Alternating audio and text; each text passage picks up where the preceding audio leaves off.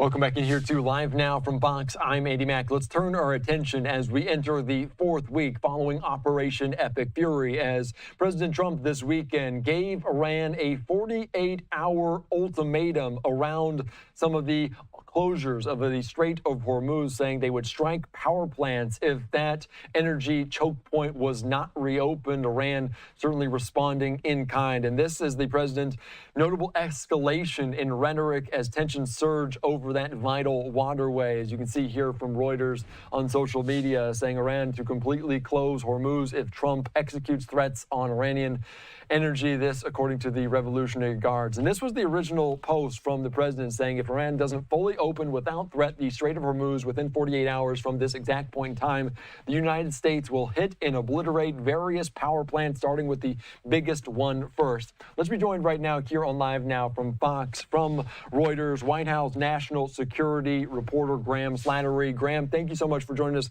here on Live Now from Fox. We've seen different threats from the president in the past over this conflict in Iran. Why is this one different? Well, it's interesting. In the past, he's been relatively careful to try to avoid targets that would debilitate Iran's ability to reconstruct or build itself back up after a conflict. I mean, the original idea, one of several original ideas, there's been some shifting reasoning for this conflict, is that there could be some sort of regime change. That seems remote, but if the regime were to change, of course, you wouldn't want its key infrastructure to be obliterated in the aftermath of any conflict. So this is, in fact, a change in rhetoric from the president. We'll have to see if he, in fact, follows through. But yeah, it's different. And we've talked about it so much, the Strait of Hormuz, they're kind of leading a major energy choke point. In this, we talk about Iran. Is it even possible for them to close the strait? I know there have been very limited amount of tankers, but to close the Strait of Hormuz, are they even capable of exactly putting the stop sign up? Oh, 100%. The truth is, Iran is capable of effectively closing the strait. There's very little commercial traffic that's going through it right now. I think the question is, what will it take to open back up the strait? The U.S. likely does have the capacity to substantially open up the strait, but it will take a lot of time and a lot of resources. So is this threat real? 100%. And we're already seeing this reflected in crude prices. They're already trading at almost 110 a barrel. Yeah, and that is continuing to surge over the last, you see it, kind of the volatility of it in such a big way. We've heard President lay out the timeline, though. In 48 hours, what happens? Is President Trump ready to strike some of those infrastructure in Iran if it happens? And how much of an escalation would that be?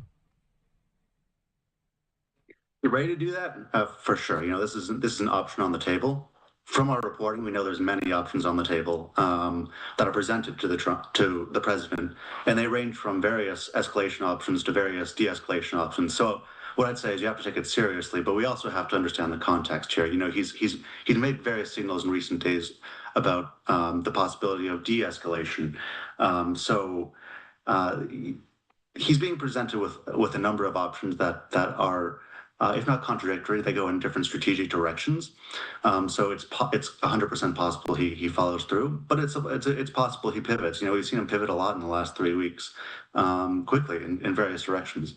We've seen Iran target different Gulf Arab states, including the UAE, and they've been attacked by a barrage of different missiles. President Trump has said that he was shocked that Iran would go after some of those neighboring countries. Are they able to handle this continued attacks? If they do, if Iran decides to respond and attack different infrastructure in other countries like Bahrain, UAE, other countries like that? So, obviously, each of these countries has a finite number of resources when it comes to defensive weapons. Some are running out of those stocks sooner than others, and the U.S. only has so much capacity at any given time to defend any one of its Gulf allies. So, it's hard to say.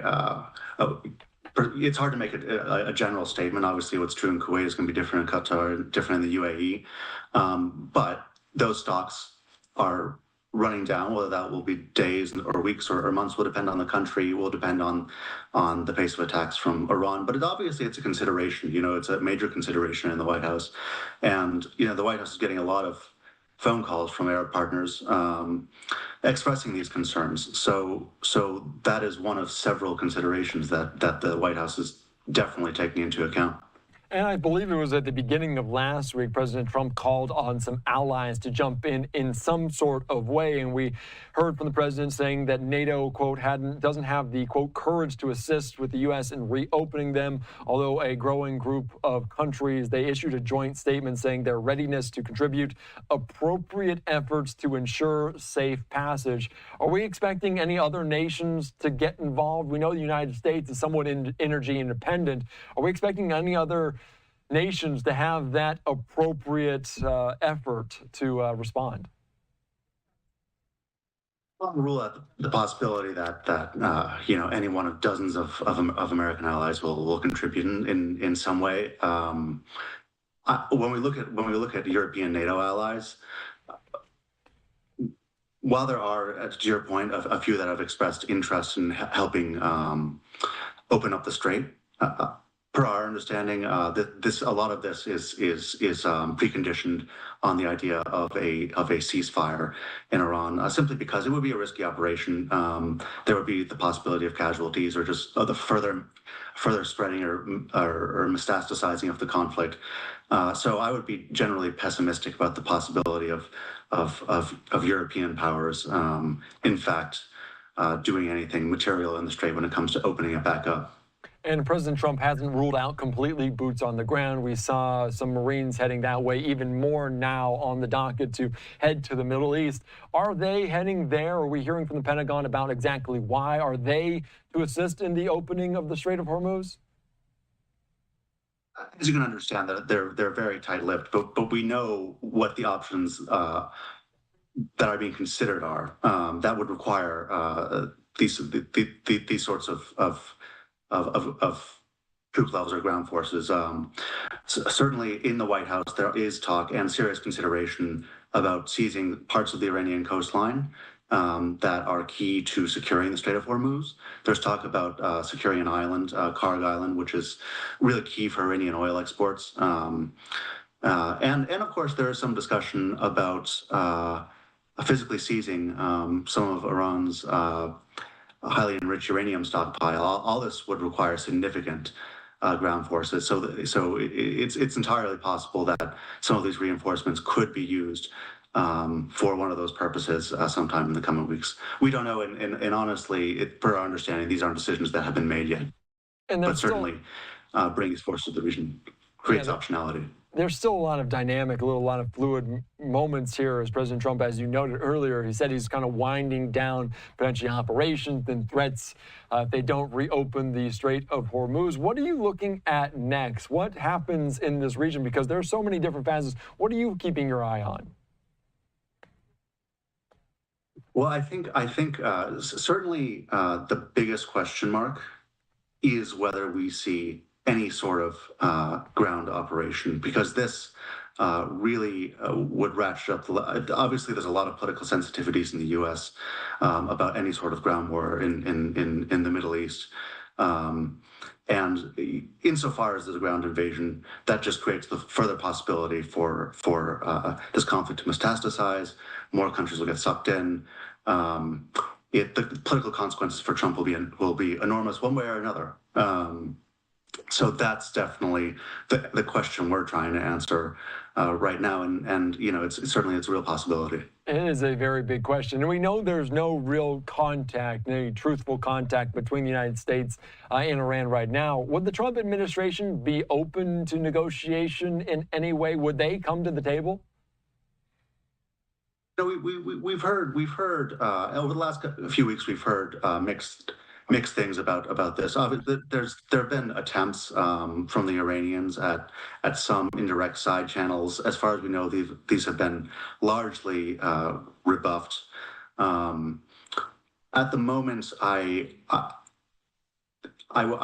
think that this is unlikely. The current Iranian regime is not seen as any more compromising than the Iranian regime that was decapitated.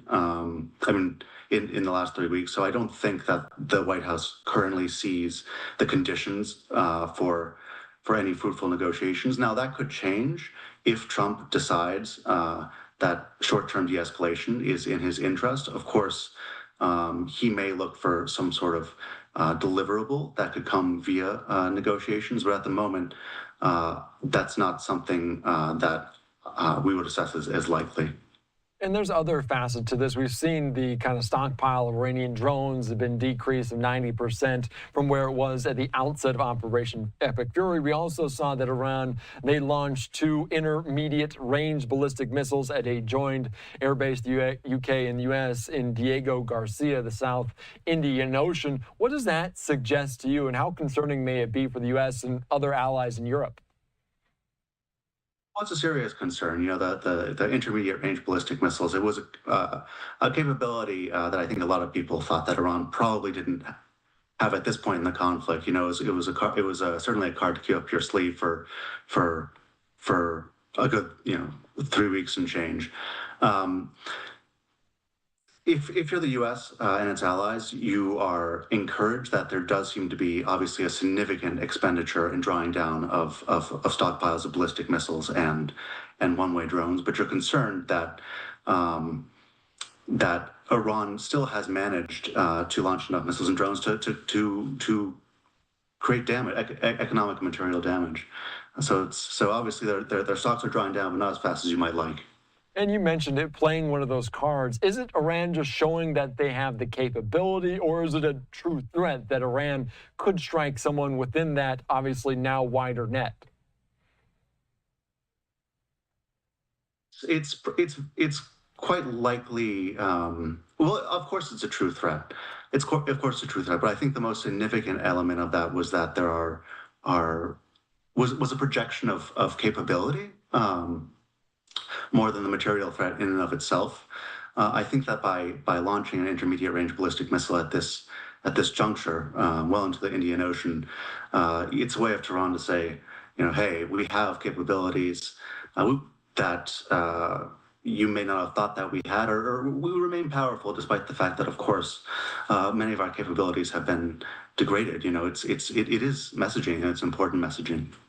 Yeah, obviously important messaging, but also potentially a true threat that is out there, and it could have surprised much the way that they attacked neighboring countries, Trump and this intermediate ballistic missile. I do want to put up a live picture right now there in Tel Aviv, because there's always been conversations about the United States and Israel between Netanyahu and President Trump. Are the United States and Israel still on the same page in terms of what's going on in the Middle East and their outlook for what's to come? In terms of the big picture, yes. In terms of the details, I would say the picture is more complicated. The truth is that Netanyahu and Trump, they are 2 leaders that both went into this as partners. The U.S.-Israeli operation was really, completely integrated, and both leaders see Iran as a major threat. I do think that Netanyahu's risk tolerance, or at least willingness to tolerate significant intermediate term chaos in the Middle East is greater than that of Trump. So I think we can expect at some point Trump's interest in the off ramp to be greater or arrive sooner than that of Netanyahu. Could that be because of oil? We talk about the Strait of Hormuz so much, potentially trading the futures now 110 plus, and that in and of itself is causing increased prices around the globe. Is that the pressure that could separate these viewpoints? One of many things, and absolutely it could. We can't ignore domestic politics. Obviously this is a very serious situation. People are dying, but domestic politics is a major consideration in different ways in the 2 countries, in Israel and the U.S. But this is a midterm year, of course. It's a competitive midterm year, and this war, while the polls vary, it's not extremely popular. That's safe to say, at least amongst independent voters. And affordability is a major concern. And when you have gas prices that are increasing so rapidly, Trump is absolutely going to have advisors. He already does, sort of trying to hint at off ramps so as to not create unnecessary midterm dangers. And this is a bigger consideration in the U.S. than in Israel. So yes. Are there any off-ramps out there that you foresee that could be the optimal path for President Trump if he decides that? Is that even an option?